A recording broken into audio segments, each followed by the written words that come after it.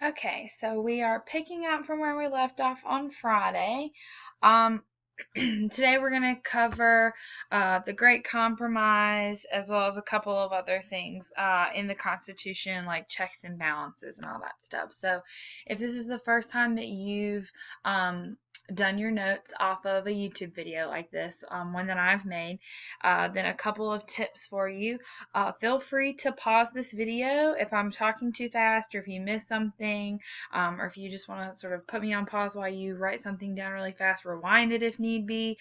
Use this to your advantage to go at your own pace because normally I'm talking, but so this video will actually be a little shorter than notes would normally be in class, just because I'm not answering any questions from you guys, or I'm not asking you any questions. So feel free to use this to your advantage by pausing it and going at your own pace. So where we left off yesterday, or not yesterday, but Friday, was here, right?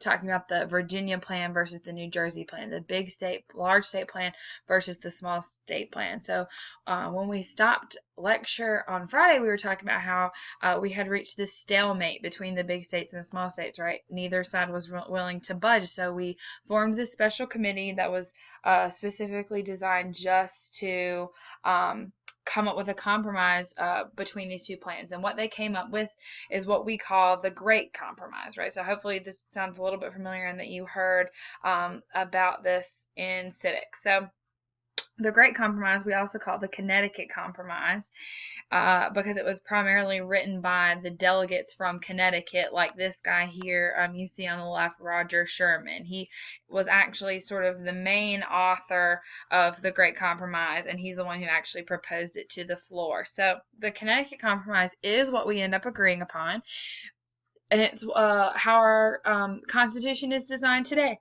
So instead of the unicameral legislature that the New Jersey plan proposed, like we talked about that, right, having only one house in Congress, the Great Compromise uses the bicameral legislature that the Virginia plan suggested, and it has an upper house and a lower house. So we know that, right? Because our Congress is this exact thing that he's proposed here. We have the unicameral legislature, upper house and lower house. So the lower house, which is our House of Representatives, is based on population. So every state has a different number of people in the House of Representatives, which is why there are so many. We have 435 members of the House, because some states have a lot. States like California, Texas, and New York.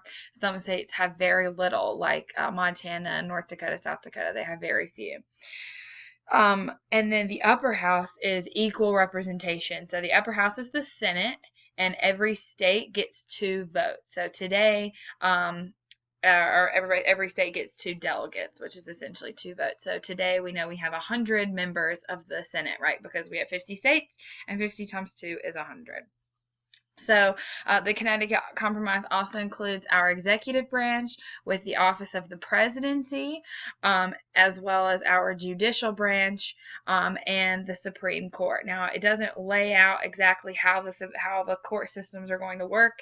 It basically just includes that we will have them, and we include those so that we have someone to interpret our laws and someone to enforce our laws. Right? We have to learn from our mistakes from the Articles of Confederation.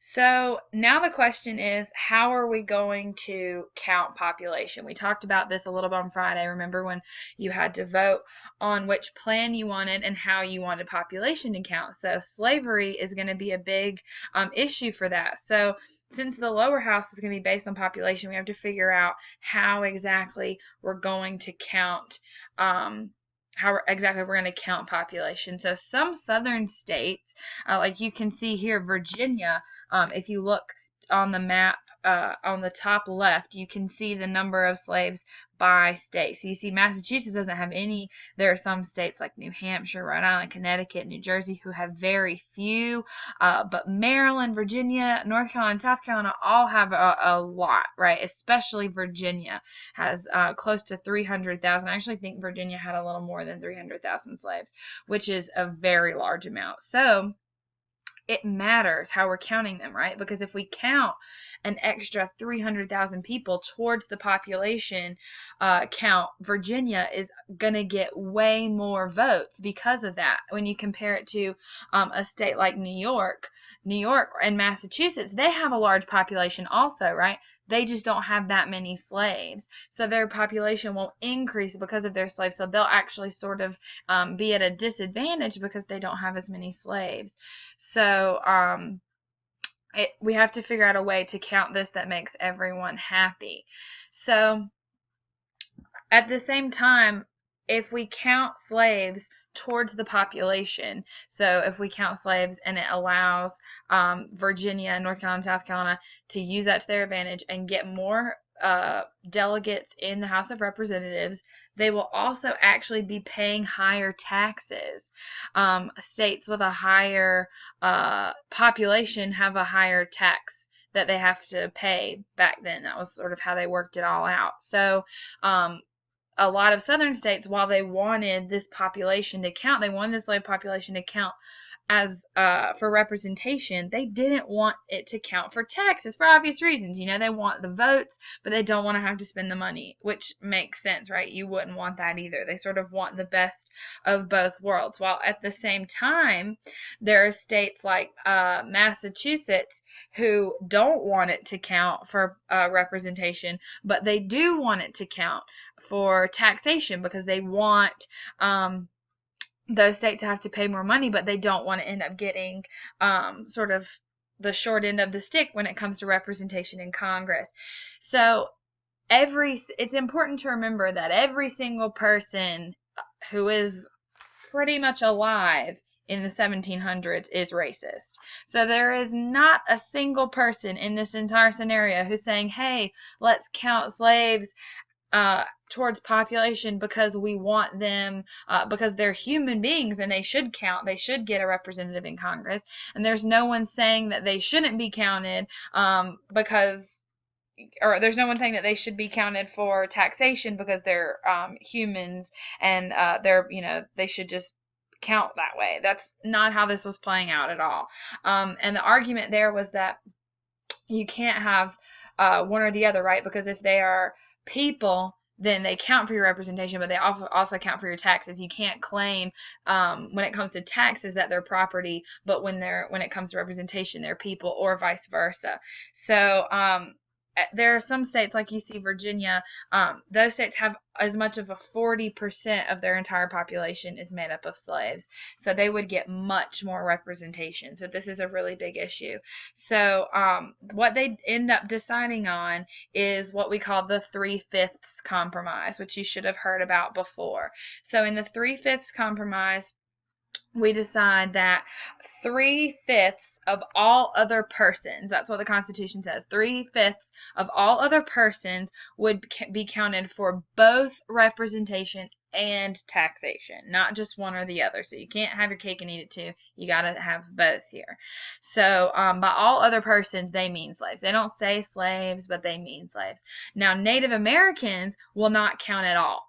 So Native Americans that live in the Cherokee that live in North Carolina, the Iroquois that live in New York, they will not count for representation or for taxation at all. They don't count as people in the government's mind in terms of the Constitution. So you can see this little graph chart thing I have here.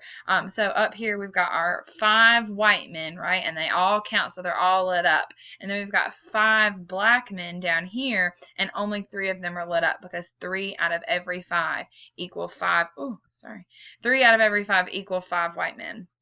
So you could count it as either, or you could think of it as one person counts as 3/5 of a person, or you could think of it as 3 out of every 5. It ends up being the same either way. Now, when we begin talking about whether or not we're going to count slaves, the whole idea of slavery comes up, and the question is, should we even allow slavery to be legal? Should we allow slavery to continue? So there were actually a lot of delegates at the Constitutional Convention who saw slavery as immoral. There were even some who had slaves who saw slavery as immoral. Thomas Jefferson being one of them. He wrote many letters to friends during his life where he really had this like internal struggle over the fact that he owned slaves, but he did not think that in God's eyes it made sense to own another man. He didn't think that this whole thing, this country they've created where all men are created equal, he didn't think that it made sense with the institution of slavery. But at the same time, money matters more. And to these people, they were not willing to give up their money in exchange for doing what was ethically and morally right. So some people did want to ban slavery in the Constitution. Now, that was very, very rare for someone to want to completely outlaw slavery. Some of the people who saw it as immoral didn't necessarily think that it should be outlawed. Some people did.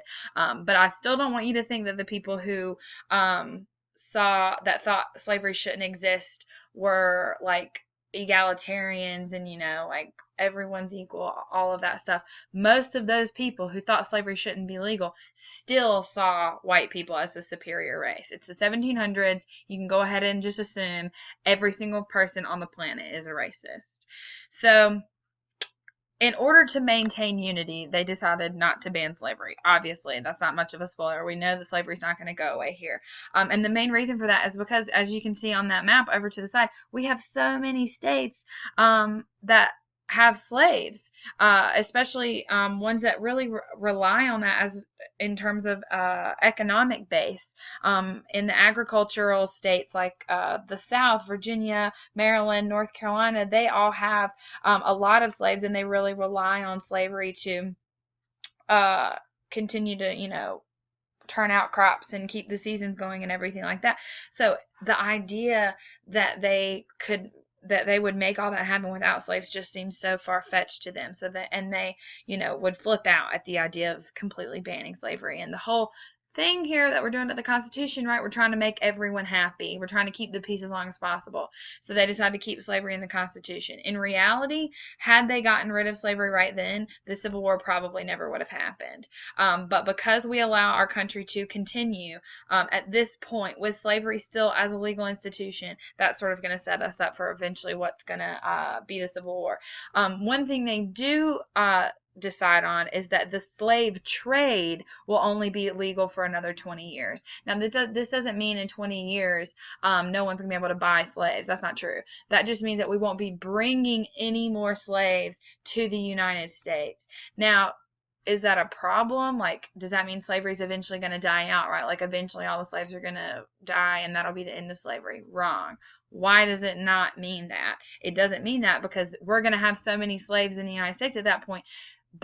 People will be born into slavery. We will have entire families and generations of people being born and died as a slave, and so it won't matter. We won't need to bring anyone else over for slavery to continue. So slavery is still going to increase. The number of slaves in the United States is still going to increase dramatically, regardless of the fact that we're going to outlaw the slave trade in 20 years. They also pass a new law, which is a fugitive slave clause. A fugitive slave clause basically says that if a slave escapes and they're found in another state, they would be returned to their owner. So if you are a slave in South Carolina or Georgia and you run away and you make it all the way up to Massachusetts where there are no slaves at all, if you are found in Massachusetts to be a runaway slave, they have got to send you back to South Carolina or Georgia. So they also agreed to let Congress control and regulate trade, which is something that the North wanted, but they were not allowed to pass export taxes. So we don't want to tax any exports, right? Because the South sends so many things to other countries. It's like cotton and tobacco. That's a really big export for us at this moment. We're making a lot of money off of that, and that's only going to increase. We don't want to sort of alienate the South by making that cost them any more money. So we are going to regulate trade. We're just not going to use it to punish anyone. We're not going to be passing any taxes. So that's all of that is sort of we include here when we start talking about slavery.